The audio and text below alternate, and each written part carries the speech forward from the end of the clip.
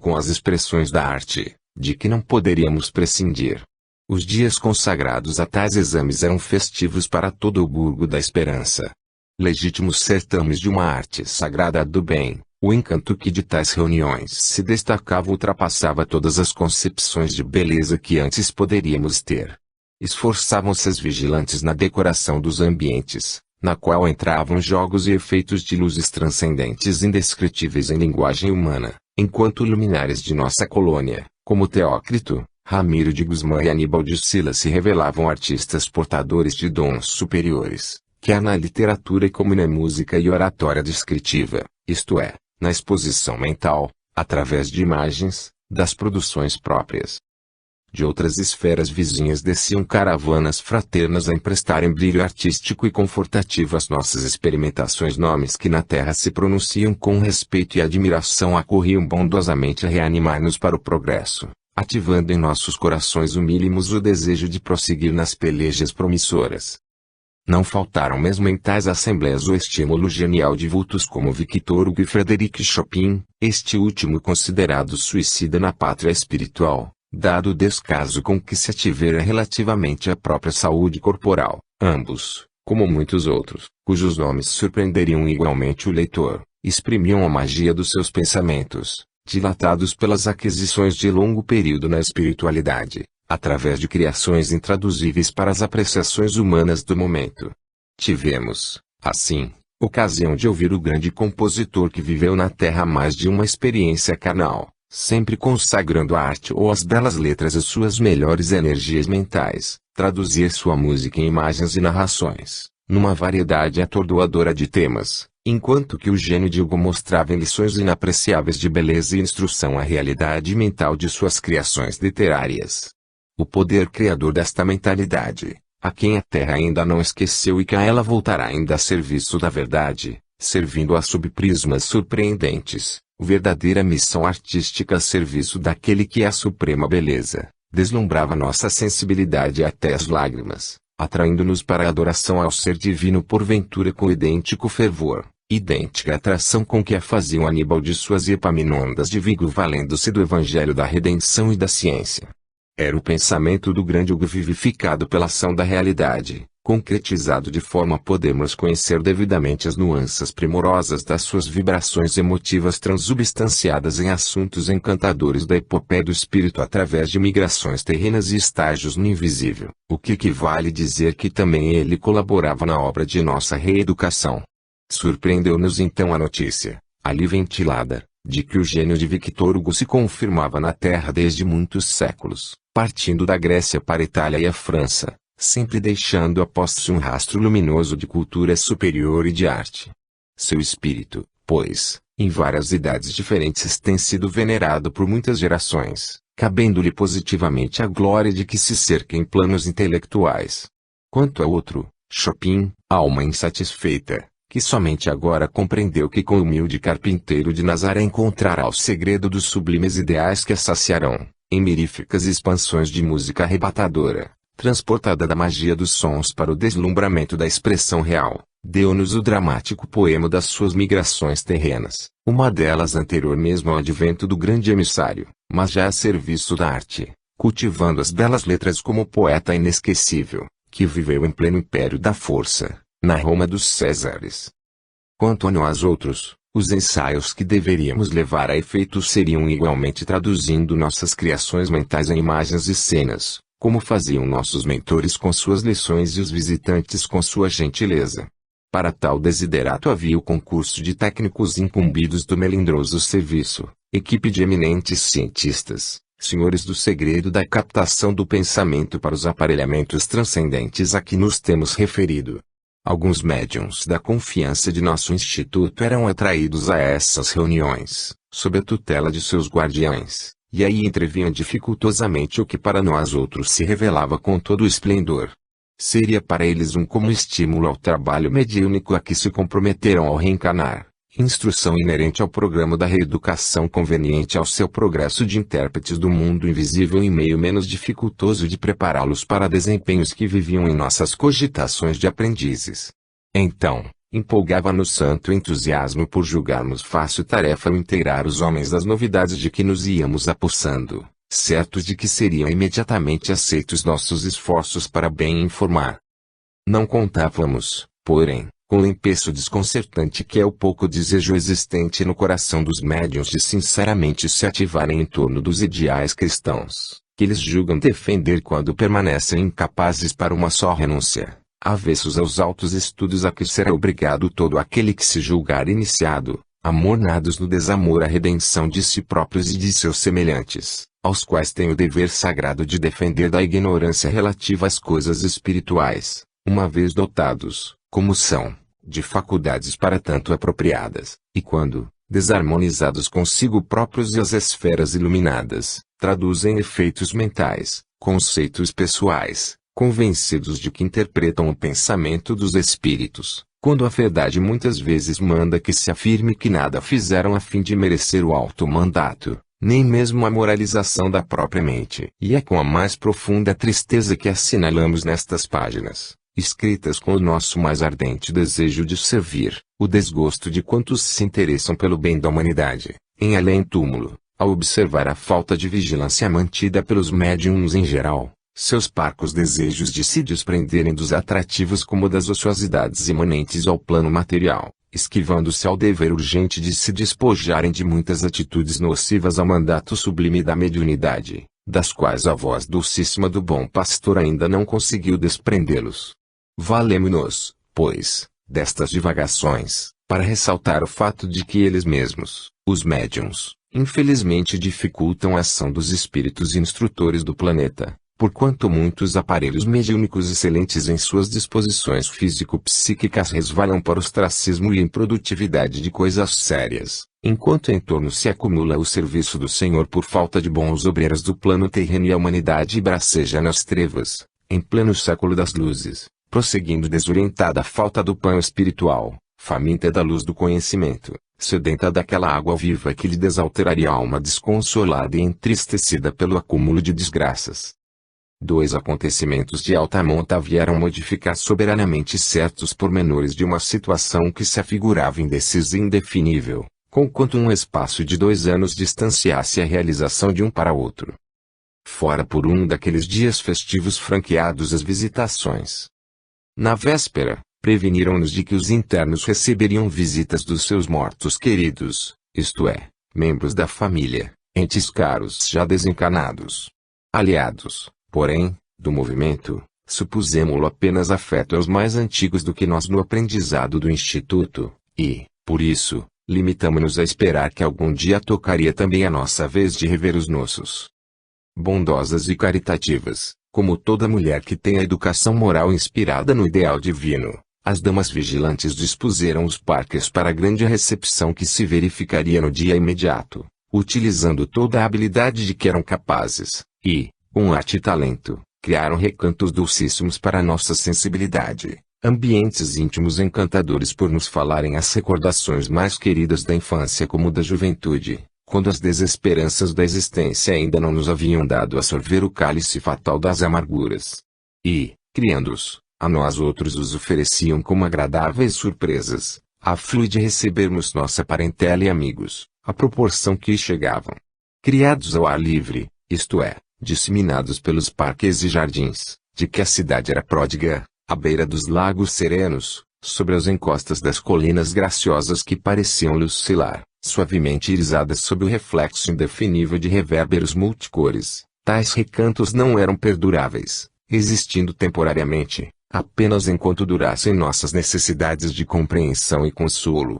Muitos deles traduziam o lar paterno, aquele recinto sacrossanto em que se passara nossa infância, onde os primeiros anseios da vida, as primeiras esperanças haviam florescido, e o qual tão saudoso e ardentemente recordado e por aquele que apenas trevas e desespero deparou ao se transportar para o além. Outros lembrariam cenários edificados sob as doçuras da afeição conjugal, um recanto de sala, uma varanda florida, ao passo que mais alguns mostravam certa paisagem mais grata da terra natal, uma ponte bucólica, um trecho sugestivo de praia, uma alameda conhecida, por onde muitas vezes palmilhamos pelo braço protetor de nossas mães.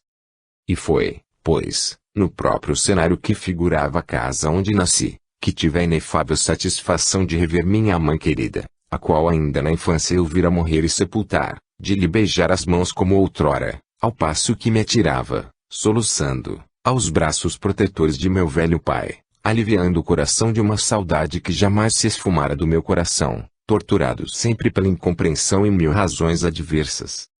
Revi minha esposa, a quem a morte arrebatara de meu destino em pleno sonho de um matrimônio venturoso, e a qual eu desde muito poderia ter reencontrado no invisível, não fora a rebeldia do meu gesto nefasto. De todos eles recebi carinhosas advertências, conselhos preciosos, testemunhos de afeto perene, reparando que nenhum me pedia contas do desbarato em que as paixões e as desditas me haviam transformado a vida. E recebi-os como se estivéssemos em nosso antigo lar terreno, os mesmos móveis, a mesma decoração interna, a mesma disposição do ambiente que eu tão bem conhecera. Porque ele tinha de Cassidores Maria e tudo haviam preparado para que se perpetuassem em meu coração as impressões sacrossantas dos veros laços de família. Ambas asseveraram mais tarde que nós mesmos, sem o percebermos, fornecíamos elementos para que tudo fosse realizado assim, pois que, nossos mestres, que, em sendo instrutores e educadores, eram também lídimos agentes da caridade, examinando nossos pensamentos e impressões mentais mais caras, descobriam o que de melhor nos calaria no ânimo e lhes transmitiam através de mapas e visões equivalentes, a fim de que a reprodução fosse a mais consoladora possível, porquanto necessitaríamos de toda a serenidade, do maior estado de placidez mental possível ao nosso caso, para que muito aproveitássemos da aprendizagem a fazer. Para maior surpresa, nossos entes caros acrescentaram que nada podiam fazer em nosso benefício devido à situação melindrosa que criáramos com o suicídio, situação equivalente à do sentenciado terrestre, a quem as leis vigentes do país impõem método de vida à parte dos demais cidadãos. Muitas lágrimas derramei então, escondido meu rosto envergonhado no seio compassivo de minha mãe, cujos conselhos salutares reanimaram minhas forças, reavivando em meu ser a esperança de dias menos acres para a consciência. E sob os cortinados olentes dos arvoredos, reunidos todos sob os dosséis floridos que lembravam os pomares e os quintais da velha casa em que vivi, embalado pela amorosa proteção de meus inesquecíveis pais terrenos, demorava-me muitas vezes em doces assembleias com muitos membros de minha família que, como eu, eram falecidos. Por sua vez, meus companheiros de infortúnio tinham direitos idênticos, não havendo ali favores especiais nem predileções, senão rigorosa justiça vazada nas leis de atração e afinidade. E, finalmente, Belarmino de Queiroz e Souza pôde encontrar sua mãe, a quem amara com todas as forças do seu coração, recebendo sua visita inesperada naquela mesma tarde. A este, no entanto, participara a senhora de Queiroz e Souza que dor profunda e inconsolável atingira com a surpresa de vê-lo sucumbir ao suicídio, afetando-se-lhe a saúde irremediavelmente, sucumbindo ela também, meio ano depois, sem se resignar jamais à desventura de perdê-lo tão tragicamente. Que as mais angustiosas decepções colheram-na depois do trespasse, pois que, julgando encontrar o supremo esquecimento no seio da natureza, se deparava viva após a morte ralada de desgostos, visto não possuir quaisquer capacidades mentais e espirituais que a pudessem recomendar às regiões felizes ou consoladoras do invisível. Que em vão procurara pelas sombrias regiões por onde transitar acossada por funestas confusões, debatendo-se entre os surpreendentes efeitos do orgulho e do egoísmo que lhe assinalaram a personalidade e o arrependimento por haver renegado as dúlcidas efusões do amor a Deus pelo domínio exclusivo da ciência materialista, pois que lhe asseverava a consciência caber-lhe grande dose de responsabilidade pelo desastre do filho, uma vez que fora ela, mãe descrente dos ideais divinos, mãe imprevidente e orgulhosa cujas aspirações não gravitavam além dos gozos e das paixões mundanas, que lhe modelara o caráter, dando-lhe a beber do mesmo vírus mental que a ambos arrastara tão deploráveis quedas morais. Mas, chegada finalmente à razão, graças aos imperativos da dor educadora, trabalhara, lutara, sofrera resignadamente no espaço durante vários anos, suplicara, sinceramente convertida à verdade existente na ideia de Deus e suas leis, e, assim, levado em conta seu ardente desejo de emenda e progresso, recebera concessão para rever o filho, dádiva misericordiosa do Ser Supremo, agora reconhecido com respeito e compunção. Doris Maria e Rita de Cássia, a mãe e ao filho, forneceram o plandicioso conforto de um gratíssimo e saudoso ambiente. A velha biblioteca da mansão dos de Queiroz e Souza, a lareira crepitando alegremente, a cadeira de balanço da velha senhora, a pequena poltrona de Belarmino junto ao regaço de sua mãe, como ao tempo da infância. O segundo acontecimento que, a par do primeiro, conquanto vindo 2 anos mais tarde, marcou o roteiro decisivo para meu espírito, foi a ciência que tive de mim mesmo, rebuscando no grande compêndio de minha alma as lembranças do pretérito, as quais há muito jaziam covardemente adormecidas devido à má vontade da consciência em passá-la em revista integral, meticulosa. Assim foi que, alguns dias depois da primeira aula de ciências ministrada por Epaminondas de Vigo, tocou a minha vez distrair dos arcanos profundos do ser a memória das encarnações passadas do meu espírito em lutas pela conquista do progresso, memória que meu orgulho repudiava, confessando-se apavorado com as perspectivas que sentia palpitando em derredor. Epaminondas, porém, incisivo, autoritário, não concedeu moratória no momento exato a mim destinado. Sentei-me, pois, à cadeira que se nos afigurava o venerável Tribunal da Suprema Justiça, naqueles momentos terríveis em que enfrentávamos o lúcido instrutor. Silêncio absoluto circundava o recinto, como sempre. Apenas as vibrações mentais de Epaminondas, traduzidas em vocabulário escorreito, enchiam a atmosfera respeitável onde sacrossantos mistérios da ciência celeste se desvendavam para nos iluminar o espírito ensombrado de ignorância.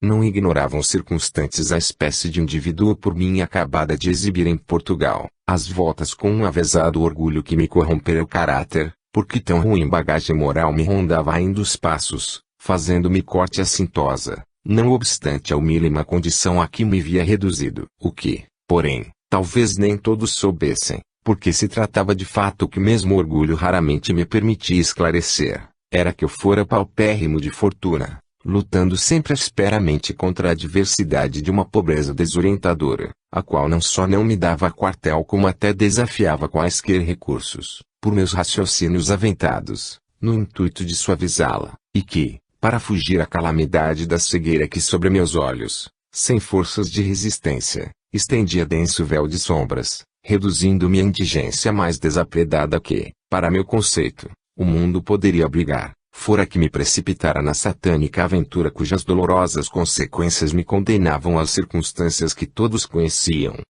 Delicadamente os adjuntos prepararam-me, tal como conviria ao réu que, frente a frente com o tribunal da consciência, vai se examinar, julgando a si próprio sem as atenuantes acomodatícias dos conceitos e subterfúgios humanos, porque o que ele vai ver é o que ele próprio deixou registrado nos arquivos vibratórios de sua alma através de cada uma das ações que andou praticando durante o existir de espírito, encarnado ou não encarnado. Rodearam-me os mestres, desferindo sobre as potencialidades do meu ser inferiorizado poderosos recursos fluídicos, no intuito caridoso de auxiliar. Era como se fossem médicos que me operassem a alma, pondo a descoberto sua anatomia para que eu mesmo a examinasse, descobrindo a origem dos males ferrenhos que me perseguiam, sem mais acusar a providência. Intuições de angústia auguravam desesperos em meu seio. Eu me teria certamente banhado em suores gelados, se for ainda carnal o meu envoltório. Todavia, a sensação penosa do pavor acovardou-me e eu quis resistir, prevendo a vergonhosa situação que me esperava frente aos circunstantes, e, derramando pranto insopitável, pedi súplice, de molde a ser ouvido apenas por Epaminondas: Senhor, por piedade, compadecei-vos de mim. Não vaciles, respondeu naquele tom imperioso que lhe era peculiar, enquanto suas palavras ressoavam pelo anfiteatro, ouvidas por todos. A fim de operarmos a renovação interior que levará nossas almas à redenção, precisaremos apoiar-nos na mais viva coragem. Sem decisão, sem heroísmo, sem valor não conseguiremos progredir, não marcharemos para a glória. Lembra-te de que os pusilânimes são punidos com a própria inferioridade em que se deixam permanecer, com a degradação de que se cercam. Lembra-te de que é a tua reabilitação que se impõe todas as vezes que a dor se acerca de ti, sempre que o sofrimento faz vibrar doridamente as fibras de teu ser. Sê forte, pois, porque o Sumo Criador premia as almas valorosas com a satisfação da vitória. Conformei-me ao influxo daquela mentalidade vigorosa, invocando intimamente o auxílio maternal de Maria de Nazaré, a quem eu aprendera a venerar desde que ingressara no caridoso instituto, recordando-me de que sob seus amorosos cuidados era que nos asiláramos.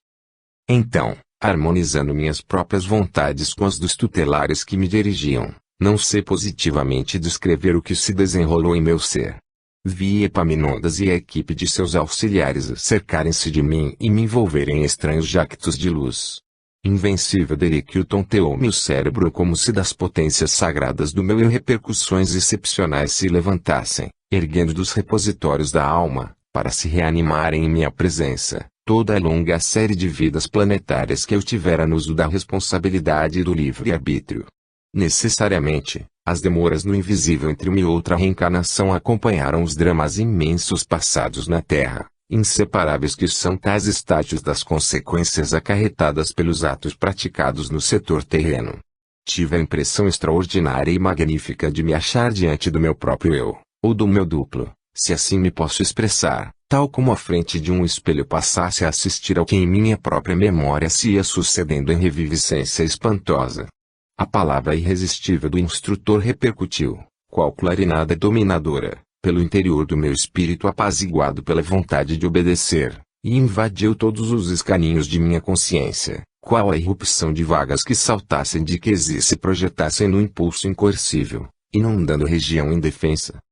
Eu te ordeno, alma criada para a glória da eleição no seio divino, volta ao ponto de partida e estuda no livro que trazes dentro de ti mesmo as lições que as experiências proporcionam. E contigo mesmo aprende o cumprimento do dever e o respeito à lei daquele que te criou. Traça, depois, tu mesma, os programas de resgates e edificação que te convém, a fim de que a ti mesma devas a glória que edificares para alçares voos redentores até o seio eterno de onde partiste. Lentamente, senti-me envolver por singular entorpecimento, como se tudo ao meu redor rodopiasse vertiginosamente. Sombras espessas, quais nuvens ameaçadoras, circundavam minha fronte. Meu pensamento afastou-se do anfiteatro, de Cidade Esperança, da colônia correcional. Já não distinguia Epaminondas, sequer o conhecia, e nem me recordava de meus companheiros de infortúnio. Todavia, eu não adormecera. Continuava lúcido e raciocinava, refletia, pensava, agia, o que indica que me encontrava na posse absoluta de mim mesmo. Embora retrocedesse na escala das recordações acumuladas durante os séculos. Perdi, pois, a lembrança do presente e mergulhei a consciência no passado. Então, senti-me vivendo no ano 33 da era cristã. Eu, porém, não recordava, simplesmente, eu vivia essa época, estava nela como realmente estive. A velha cidade santa dos judeus Jerusalém vivia horas febricitantes nessa manhã ensolarada e quente. Encontrei-me possuído de alegria satânica, indo e vindo pelas ruas regurgitantes de forasteiros, promovendo arruaças, soprando intrigas, derramando boatos inquietadores, incentivando desordens, pois estávamos no grande dia do Calvário e sabia-se que um certo revolucionário, por nome Jesus de Nazaré, fora condenado à morte na cruz pelas autoridades de César, com mais 2 outros réus. Corri ao pretório, sabendo que dali sairia para o patíbulo sentenciado de quem tantos judeus maldiziam. Eu era miserável, pobre e mau. Devia favores a muitos judeus de Jerusalém. Comia sobejos de suas mesas. Vestia-me dos trapos que me davam. Diante do pretório, portanto, ovacionei, frenético, a figura hirsuta e torpe de Barrabás, ao passo que, a suprema tentativa do procônsul para livrar o carpinteiro nazareno, pedi execução deste em estertores de demônio enfurecido, pois aprazia-me assistir a tragédias, embebedar-me no sangue alheio, contemplar a desgraça ferindo indefesos inocentes, aos quais desprezava, considerando-os pusilânimes. E presenciar aquele delicado jovem, tão belo quanto modesto, galgando pacientemente a encosta pedregosa sob a ardência inclemente do sol, madeiro pesado aos ombros, atingido pelos açoites dos rudes soldados de Roma contrariados ante o dever de se exporem à subida tão árdua em pleno calor do meio-dia, era espetáculo que me saberia bem a maldade do caráter e que, de qualquer forma, não poderia deixar de assistir. Contudo, revendo-me nesse passado, a mesma consciência, que guardara este acontecimento, entrou a repudiá-lo, acusando-se violentamente.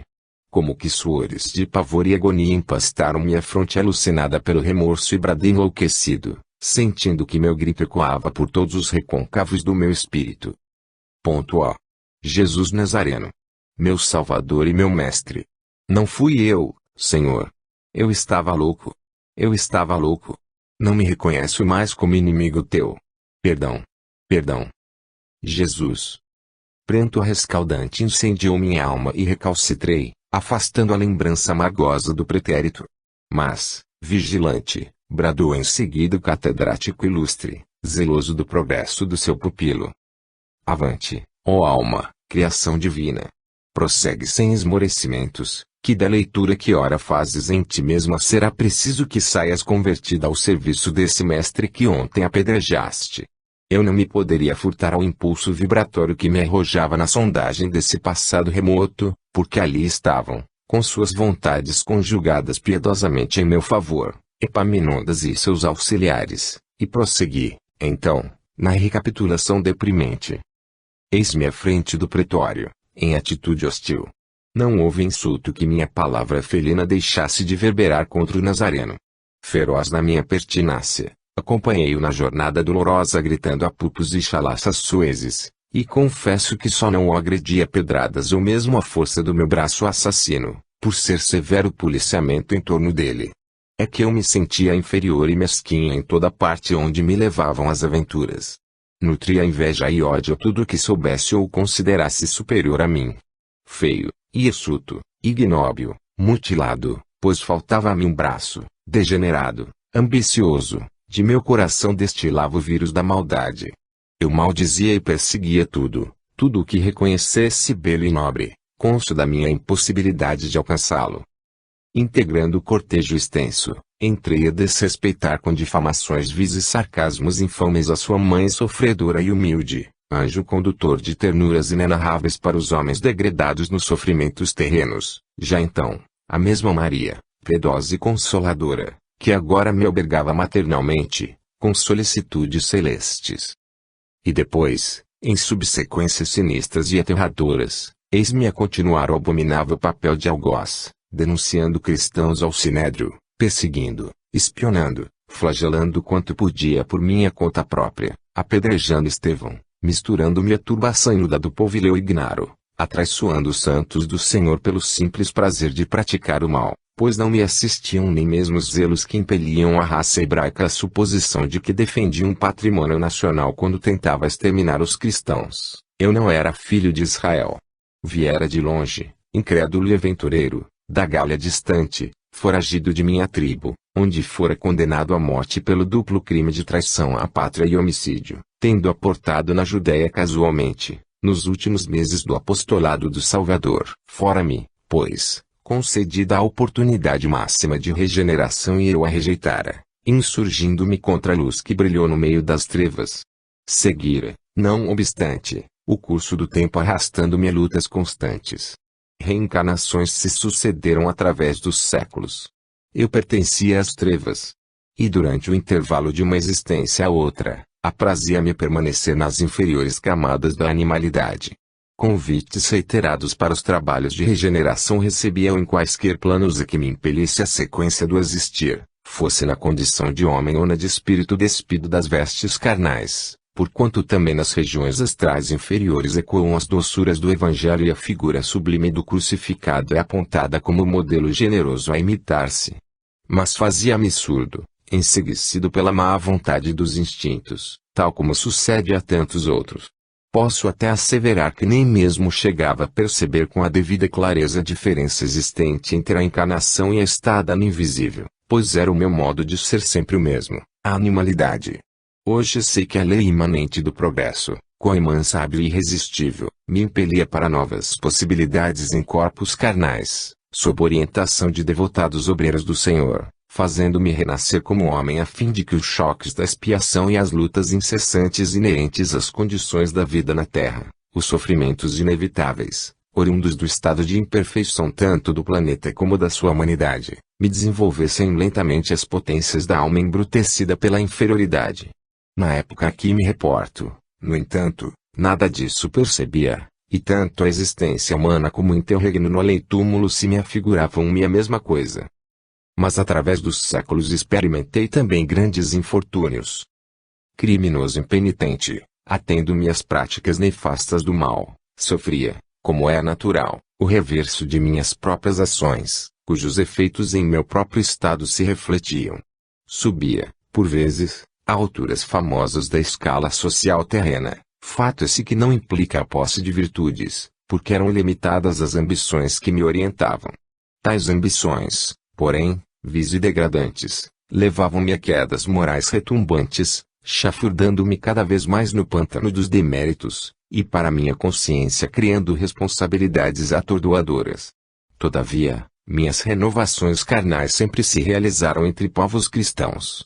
Tudo indica, na vida laboriosa e disciplinada do invisível, que os espíritos são registrados em falanges ou colônias, e sob seus auspícios é que se educam e evolvem, sem se desagregarem de sua tutela senão já quando completado o ciclo evolutivo normal, isto é, uma vez adquiridos cabedais que lhes permitam transmutações operosas e úteis ao bem próprio e alheio.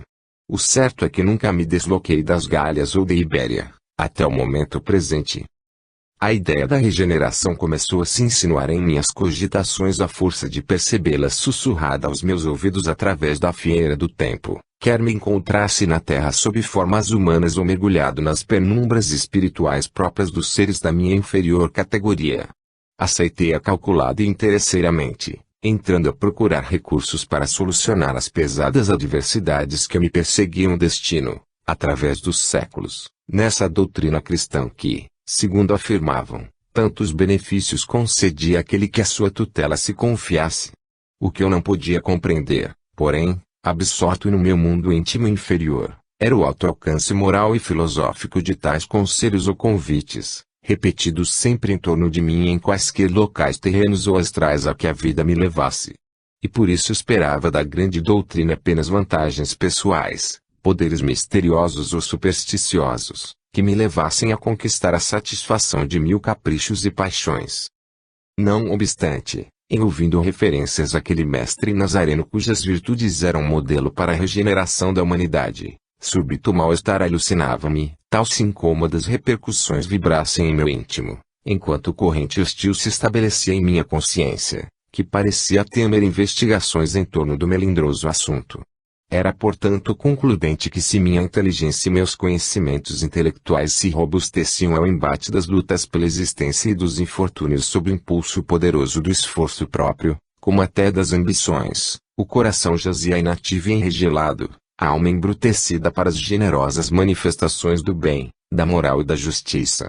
A primeira metade do século XVII surpreendeu-me em confusões deploráveis, na obscuridade de um cárcere terreno envolvido em trevas, não obstante minha qualidade de habitante do mundo invisível. Que odiosa série de feitos criminosos, porém, ocasionara tão amarga repressão para a dignidade de um espírito liberto das cadeias da carne. Que abomináveis razões haveria eu dado à lei de atração e afinidades para que meu estado mental e consciencial apenas se afinasse com as trevas de uma masmorra de prisão terrena, infecta e martirizante. Convém que te inteires do que fiz por aquele tempo, leitor.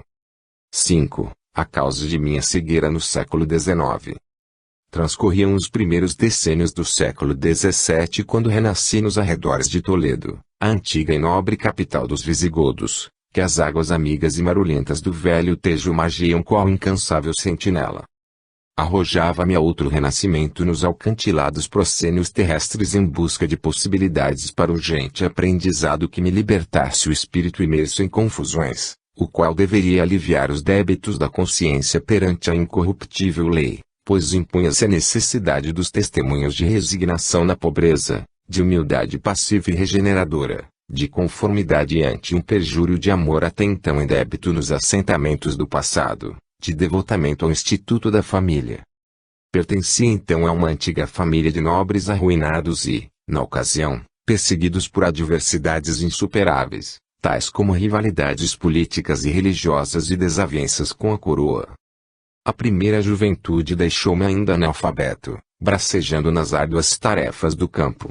Apacentava ovelhas, arava a terra qual miserável tributário, repartindo-me em múltiplos afazeres sob o olhar severo de meu pai, rude fidalgo provinciano a quem desmedido orgulho religioso, inspirado nas ideias da reforma, fizera cair em desgraça, no conceito do soberano, suspeitado que fora de infidelidade à fé católica e mantido em vigilância, rigoroso no trato da família como dos servos, qual condestável para os feudos. Os rígidos deveres que me atinham à frente das responsabilidades agrárias, porém, mas ainda atiçavam em meu uma nostalgia singular que desalentava meu caráter, pois no recesso de minha alma tumultuavam ambições vertiginosas, descabidas em um jovem nas minhas penosas condições. Sonhava, nada menos, do que abandonar o campo, insurgir-me contra o despotismo paterno, tornar-me homem culto e útil como os primos residentes em Madrid, alguns deles militares, cobertos de glórias e condecorações, outros formando na poderosa Companhia de Jesus, eruditos representantes da Igreja por mim considerada a única justa e verdadeira, em desajuste com as opiniões paternas, que a repudiavam. Invejava essa parentela rica e poderosa, sentindo-me capaz dos mais pesados sacrifícios a fim de atingir posição social idêntica. Certo dia revelei à minha mãe o desejo que, com a idade, avultava, tornando-me insatisfeito e infeliz. A pobre senhora que, como os filhos e os servos, também sofria a opressão do tirano doméstico, aconselhou-me prudentemente, como inspirada pelo céu, a moderação dos anelos pela obediência aos princípios da família por mim encontrados ao nascer, objetando ainda ser minha presença indispensável na casa paterna, visto não poder prescindir o bom andamento da lavura do experiente concurso do primogênito, e seu futuro chefe. Não obstante, dadas as minhas instâncias, intercedeu junto ao Senhor e Pai no sentido de permitir-me a instrução, o que me valeu maus tratos e castigos inconcebíveis num coração paterno. Com a revolta daí consequente fortaleceu-se o desejo tornado obsessão irresistível, a qual só com imenso sacrifício era contida por meu gênio impetuoso e rebelde. Recorri ao pároco da circunscrição, a quem sabia prestativo e amigo das letras. Narrei-lhe as desventuras que me apocavam, pondo a par do desejo de alfabetizar-me, instruir-me quanto possível. Aqueceu com bondade e desprendimento, passando a ensinar-me quanto sabia. E porque se tratasse de homem culto, intelectualmente avantajado, sorvia longos haustos as lições que caritativamente a mim concedia, demonstrando sempre tanta lucidez e boa vontade que o digno professor mais ainda se esmerava, encantado com as possibilidades intelectuais deparadas no aluno. A meu pedido, porém, e compreendendo, com alto espírito de colaboração, as razões por mim apresentadas, minha família não foi posta à corrente de tal acontecimento. Minha frequência à casa paroquial passou a ser interpretada como auxílio à paróquia para o amanho da terra, favor que meu pai não ousava negar, temeroso de represálias e delações. Um dia, depois de muito tempo passado em martirizar a mente à procura de solução para o que considerava eu a minha desventura, surgiu nas cogitações desesperadas das minhas ambições a infeliz ideia de fazer-me sacerdote. Seria, pensei, meio seguro e fácil de chegar aos fins de que me namorava. Não se tratava, certamente, de honrosa vocação para os ideais divinos, como não se cogitava de servir as causas do bem e da justiça através de um apostolado eficiente, pois que, nas manifestações de religiosidade que a mim e a minha mãe impeliam, não entravam a ver a crença em Deus nem o respeito devido às suas leis. Expus ao pároco, meu antigo mestre, o intento considerado louvável por minhas pretensiosas ambições. Para surpresa minha, no entanto, aconselhou-me, bondosa e dignamente, a evitar cometer o sacrilégio de me prevalecer da sombra santificadora do Divino Cordeiro para servir às paixões pessoais que me inquietavam o coração, entenebrecendo meu senso. Pois percebia muito bem, por ver a descoberto o meu caráter, que nenhuma verdadeira inclinação me induzia ao delicado ministério. O Evangelho do Senhor, meu filho, rematou certa vez, após um dos prudentes discursos em que costumava expor as graves responsabilidades que pesam sobre a consciência de um sacerdote, deverá ser servido com inflamado amor ao bem, renúncias continuadas, durante as quais havemos de muitas vezes morrer para nós mesmos, como para o mundo e suas paixões, com trabalho sempre ativo, incansável, renovador, a benefício alheio e para a glória da verdade, e que se destaque por legítima honestidade, espírito de independência e cooperação, sem nenhum personalismo, porquanto o servidor de Jesus deve dar-se incondicionalmente à causa, abstraindo-se das opiniões e vontades próprias, que nenhum valor poderão ter diante dos estatutos e das normas da sua doutrina. É caminho áspero, semeado de urzes e percalços, de ininterruptos testemunhos, sobre o qual o peregrino derramará lágrimas e se ferirá continuadamente, ao contacto de desgostos cruciantes. As flores, só mais tarde ele escolherá, quando puder apresentar ao excelso senhor da vinha os preciosos talentos confiados ao seu zelo de servo obediente e prestimoso. Quem quiser vir após mim, foi ele próprio que sentenciou: renuncie a si mesmo, tome a sua cruz e siga-me. Fora daí, meu caro filho, apenas servirá ao ambicioso regalo das ambições pessoais, afastando-se do Senhor com ações reprováveis enquanto finge servi-lo. Não tens vocações para a renúncia que se impõe frente ao honroso desempenho. Deixa-te ficar tranquilamente, servindo ao próximo com boa vontade e como puderes, mesmo no seio da família, que não andarás mal. Não te sentes verdadeiramente submisso à palavra de comando daquele que se deu em sacrifício nos braços de uma cruz? Não te precipites, então, querendo arrostar responsabilidades tão grandiosas e pesadas que te poderão comprometer o futuro espiritual. Retorna, filho, às tuas obrigações de cidadão, porfiando no cumprimento dos deveres cotidianos, experimentando a cada passo a decência dos costumes. Volta à tua aldeia, apacenta o teu gado, deixa-te permanecer isento de ambições precipitadas, que te será isso mais meritório do que atraiçoar um ministério para o qual não te encontras ainda preparado. Ara cuidadosamente a terra amiga, zelando alegremente pelo torrão que te serviu de berço. E, espargindo em seu generoso seio as sementes pequeninas e fecundas, bem cedo compreenderás que Deus permanece contigo, porque verás suas bênçãos sempre renovadas nos frutos saborosos dos teus pomares, nas espigas loiras do trigo que alimentará a família toda, no leite criador que robustecerá o corpo de teus filhos. Cria antes o teu lar. Educa filhos no respeito a Deus, no culto da justiça, no desprendimento do amor ao próximo. Sê, tu mesmo, amigo de quantos te rodearem, sem esqueceres as tuas plantações e os animais amigos que te servem tão bem como teus próprios servos, que tudo isso é sacerdócio sublime, é serviço santificante do Senhor da vinha. A ideia dos esponsais substituiu com rapidez as antigas aspirações, impressionando-me os conselhos do digno servo do Evangelho, que me calaram fortemente. Afoito e apaixonado, entreguei-me ao nobre anelo com grandes arrebatamentos do coração, passando a preparar-me, satisfeito, para sua consecução. Dada, porém, a situação melindrosa em que me colocara na casa paterna, desarmonizado com o gênio de meu genitor, e a pobreza desconcertante que me tolhia as ações, mantive em segredo os projetos de consórcio elaborados carinhosamente pelo coração, que perdidamente se enamorara. Dentre as numerosas moçoilas que alindavam nossa aldeia com a graça dos atrativos pessoais e as prendas morais que lhes eram recomendações inesquecíveis, destaquei uma, sobrinha de minha mãe, a qual havia muito admirava, sem contudo ousar externar sequer a mim mesmo os ardores que me avivavam o peito ao avistá-la com ela falar. Chamava-se Maria Magda. Era esbelta, linda, corada, com longas tranças negras e perfumadas que lhe iam à cinta, e belo par de olhos lânguidos e sedutores. Como eu, era filha de nobres arruinados, com a vantagem única de ter adquirido boa educação doméstica e mesmo social, graças à boa compreensão de seus pais. Passei a requestá-la com ardor, muito enamorado desde o início do romance, tal como seria lógico em um caráter violento e rebelde. Senti-me correspondido, não suspeitando que somente a solidão de uma aldeia isolada entre os arrabaldes tristes de Toledo, onde escasseava a rapaziada galante, criara oportunidade por meus sonhos considerada irresistível.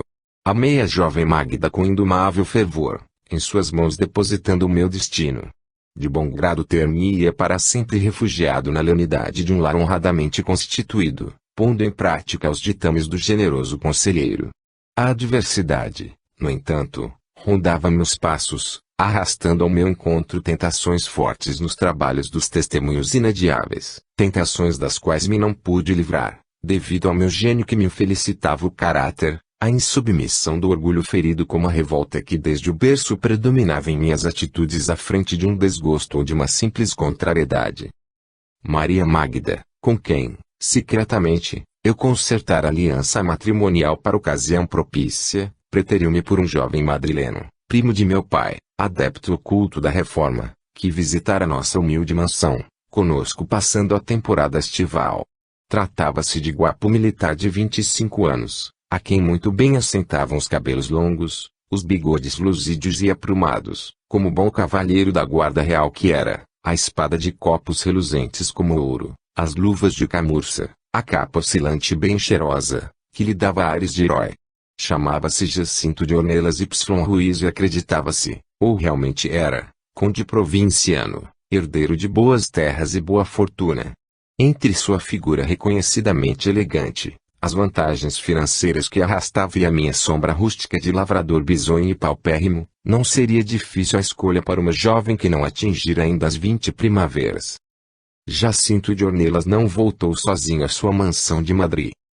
Maria Magda concordou em ligar seu destino ao dele pelos vínculos sagrados do matrimônio, deixando a aldeia, afastando-se para sempre de mim, risonha e feliz, prevalecendo-se, para a traição infligida aos meus sentimentos de dignidade, do segredo dos nossos projetos, porquanto nossos pais tudo ignoravam a nosso respeito, enquanto eu, humilhado, o coração a sangrar insuportáveis torturas morais, tive, desde então, o futuro irremediavelmente comprometido para aquela existência, falindo nos motivos para que reencarnei, ouvidando conselhos e advertências de abnegados amigos, em vista da inconformidade da revolta que era um apanágio da minha personalidade.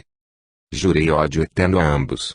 Rancoroso e despeitado, desejei-lhes toda sorte de desgraças, enquanto projetos de vingança compeliam minha mente a sugestões contumazes de maldade, tornando minha existência num inferno sem bálsamos, num deserto de esperanças.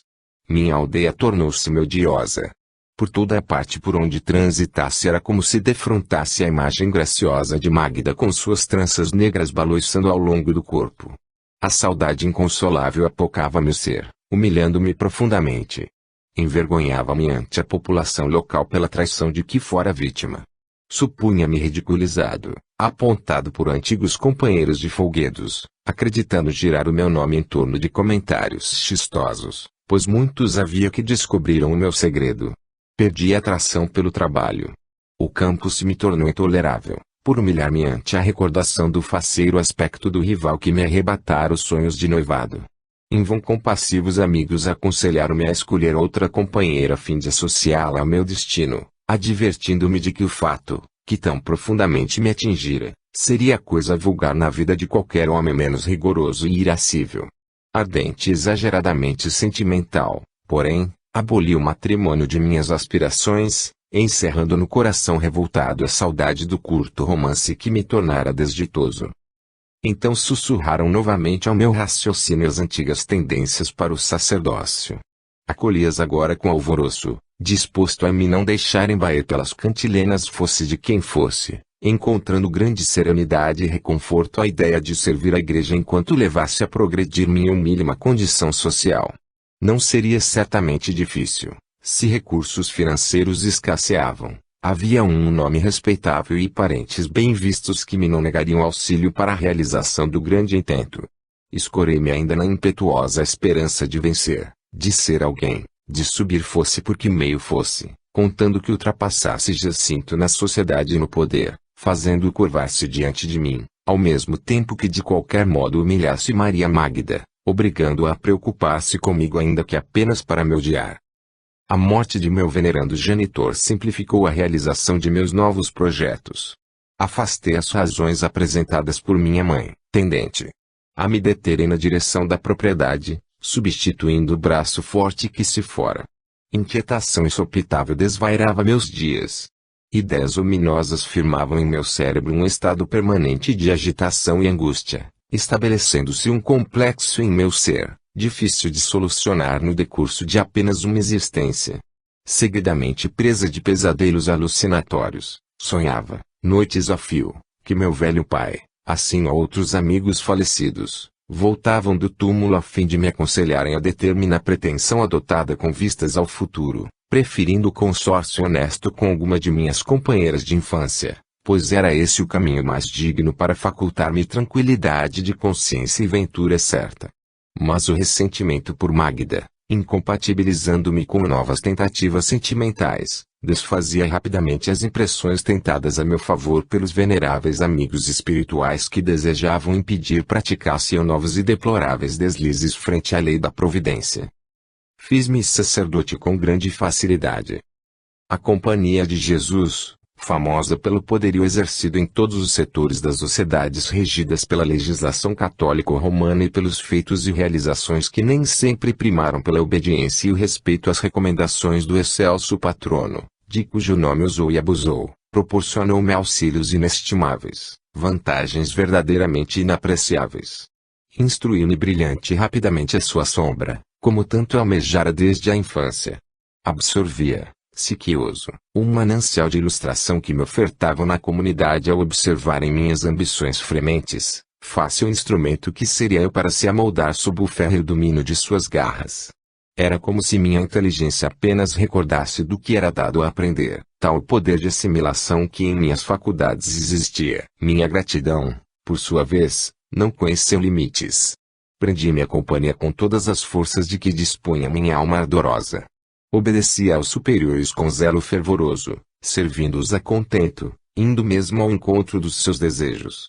Os interesses da igreja, como do clero da organização em foco, aprendi a respeitar e servir acima de todas as demais conveniências, fossem quais fossem, tal como bem assentaria um vero jesuíta. Não me referirei à causa divina. Não a exposei, dela não cogitando a fim de edificar minha alma com as claridades da justiça e do dever. Tampouco aprendi a amar a Deus ou a servir o Mestre Redentor no seio da comunidade a que me filiara. Certamente que na Companhia de Jesus existiam servos eminentes, cujos padrões de desempenho os cristãos poder-se-iam equiparar ao dos primeiros obreiros do apostolado messiânico. Com esses, todavia, não me solidarizei. Não os conheci nem suas existências lograram interessar-me.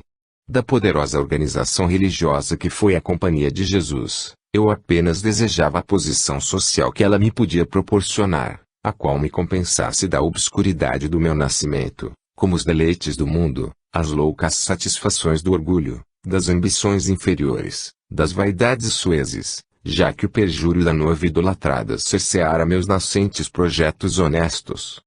Assim sendo, isto é, a fim de todo esse detestável cabedal lograr adquirir, servi com zelos frenéticos as leis da Inquisição.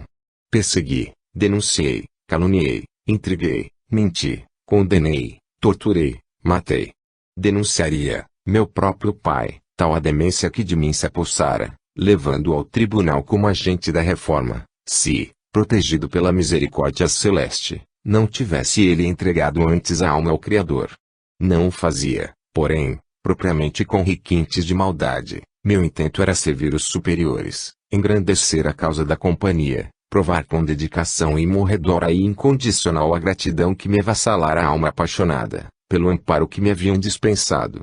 Fui, eu mesmo, vítima da mesma instituição, porque, reconhecendo-me submisso, penhorado pelos favores recebidos, exploravam os chefes maiorais tais sentimentos, induzindo-me à prática de crimes abomináveis, certos da minha impossibilidade de tergiversação. Se, ao invés desta, eu optasse por alguma comunidade franciscana, ter-me-ia certamente educado, transformando-me numa alma de crente, incapaz de práticas danosas. Pelo menos ter-me-ia habituado à honradez dos costumes, ao respeito ao nome do Criador, ao interesse pelas desgraças alheias, pensando em remediá-las. A Companhia de Jesus, no entanto, malgrado o nome excelso do qual se valeu a fim de inspirar-se, converteu-me em réprobo, uma vez que me aliciei justamente ao departamento político-social, que tantos abusos cometeu no seio das sociedades e em nome da religião. Durante muito tempo esqueci aqueles que me haviam atraiçoado. Não os procurei, não me importou o destino que tinham tomado. A verdade é que se transferiram para a Holanda, onde Jacinto de Ornelas se incumbira de certa missão militar. Mas um dia o caso me pôs novamente na presença deles. Haviam já passado 15 longos anos que sua execrada visita à mansão de meus pais convertera meu coração sentimental em fornalha de ódios. Os deveres profissionais, que o tinham afastado da pátria, agora o faziam retornar, gozando de excelente conceito até mesmo nas antecâmaras reais, desfrutando invejável posição social. Ao vê-lo, obrigado a apertar-lhe a mão em certa cerimônia religiosa, filo como a um estranho, sentindo, não obstante, que o coração fremia em meu peito, enquanto a antiga rivalidade, as doridas angústias experimentadas no passado fervilhavam, tumultuosas, à sua vista, prevenindo-me de que, se o sentimento de amor por Maria Magda desaparecera, sufocando-me na vergonha do perjúrio indigno, no entanto, a chaga aberta então sangrava ainda, clamando por desforras e represálias. Procurei observar a vida de tão odiado varão, seus passos de adepto da reforma, seu passado como seu presente, o que fazia, o que pretendia, como vivia, o grau de harmonia existente no lar doméstico e até as particularidades de sua existência, graças ao experimentado corpo de espiões que me ficava às ordens, como bom agente do santo ofício que era eu. Jacinto de Ornelas era feliz com a esposa e amavam-se terna e fielmente.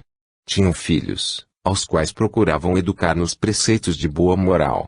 Maria Magda, dama formosa e cortejada, que se impunha na sociedade por virtudes inatacáveis, apresentava a beleza altiva e digna das suas 33 primaveras, e, desorientado, enlouquecido por 1000 projetos nefastos e degradantes, ao vê-la pela primeira vez, depois de tantos anos de ausência, senti que não a esquecera como a princípio supusera, que a amava ainda, para a desventura de todos nós. A antiga paixão, a custo sopitada pelo tempo, irrompeu porventura ainda mais ardente desde que comecei a vê-la novamente, todas as semanas, praticando ofícios religiosos numa das igrejas da nossa diocese, como boa católica que desejava parecer, a fim de ocultar as verdadeiras inclinações reformistas que animavam a família toda. Desejei atraí-la e cativar, agora, as atenções amorosas negadas outrora, e, sob a pressão de tal intento, visitei-a oferecendo préstimos e me desfazendo em amabilidades. Não o consegui, todavia, não obstante as visitas se sucederem. Recrudesceu em meu seio o furor sentimental, compreendendo-me totalmente esquecido, tal como a erupção inesperada e violenta de vulcão adormecido desde séculos. Tentei cativá-la eternamente, rogendo-me em 1000 atitudes servis, apaixonadas e humilhantes. Resisti-me com dignidade, provando o absoluto desinteresse pelo afeto que lhe depunha aos pés, como também pelas vantagens sociais que eu lhe poderia fornecer. Experimentei suborná-la levando-a a compreender o poder de que dispunha, a força que o hábito da companhia me proporcionava no mundo todo, o acervo de favores que lhe poderia prestar e ao marido, até mesmo garantias para exercer a sua fé religiosa, pois eu saberia protegê-los contra as repressões da lei, desde que concordassem em aquecer aos meus ansiosos projetos de amor. Repeliu-me, no entanto, sem compaixão nem temor, escudado na mais santificante fidelidade conjugal por mim apreciada até então, deixando-me, aliás, convencido de que mais do que nunca se escancarara supremo abismo entre nossos destinos, que eu tanto quisera unidos para sempre. Ora, Jacinto de Ornelas Y. Ruiz, que fora conhecedor da paixão que me felicitara a existência, agora, vendo-me assediar-lhe o lar com atitudes amistosas, percebeu facilmente a natureza dos intentos que me animavam. Eu, aliás, não procurava dissimulá-los. Agia, ao contrário disso, assintosamente, dado que a pessoa de um jesuíta e, ainda mais, oficial do Santo Ofício, era inviolável para um leigo. Posto ao corrente dos fatos pela própria esposa, que junto dele procurava forças e conselhos a fim de resistir às minhas insidiosas propostas, encheu-se de temor, desacreditado dos laços de parentesco, e, concertando entendimentos e resoluções com seus superiores, preparou-se a fim de deixar Madrid, buscando refúgio no estrangeiro para si próprio, como para a família. Descobriu, porém, a tempo. Viver sem Magda era tortura que já me não seria possível suportar. Eu quisera antes tomar-me desgraçado, ainda que desprezado por ela com descaso porventura mais chocante, quisera mesmo ser odiado com todas as forças do seu coração, mas que a tivesse ao alcance dos meus olhos, que a visse frequentemente, que a soubesse junto de mim, embora que em verdade separados estivéssemos por duras e irremediáveis impossibilidades.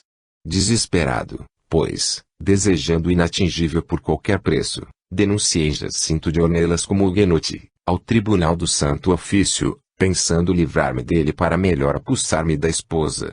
Provei com fatos a denúncia,